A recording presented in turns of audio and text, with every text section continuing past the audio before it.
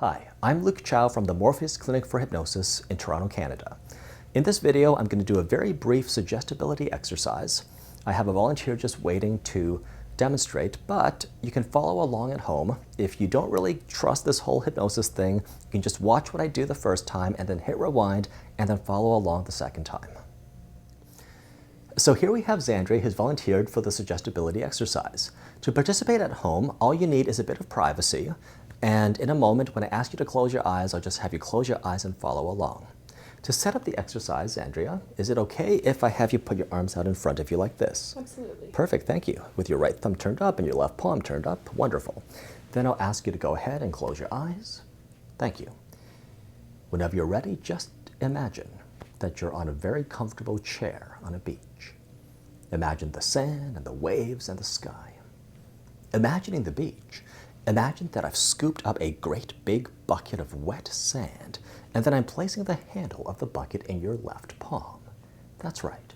Just begin to notice the weight of the bucket pressing down across the palm of your hand, making your hand and your arm grow heavy and tired, just like that.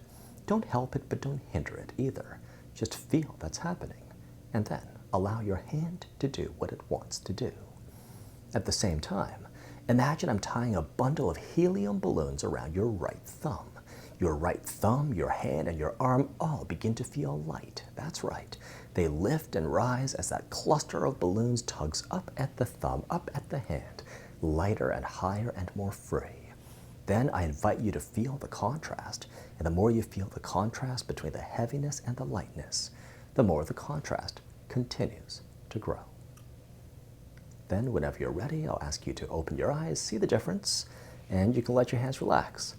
So first question that I have is, did you intend to move your hands? Did you do it on purpose, or do you just kind of go along with the flow? Just went along with the flow. Perfect. Then you did it perfectly, and I'll get back to the audience. So let me just break down what happened there. All I was doing from my side was giving verbal suggestions to affect how Xandria felt. That's all hypnosis is. It's the use of words on the hypnotist's part to change the way that the client feels as they listen carefully in an open-minded state.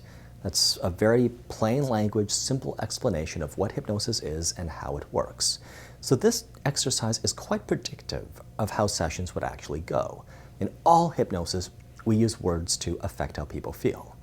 Now, ideally, if you've done the exercise, your hands should have moved avolitionally, without intention, without any conscious thought. It should have felt easy and natural for one hand to be heavy and then go down, and then easily and naturally the other hand should have felt light as I spoke.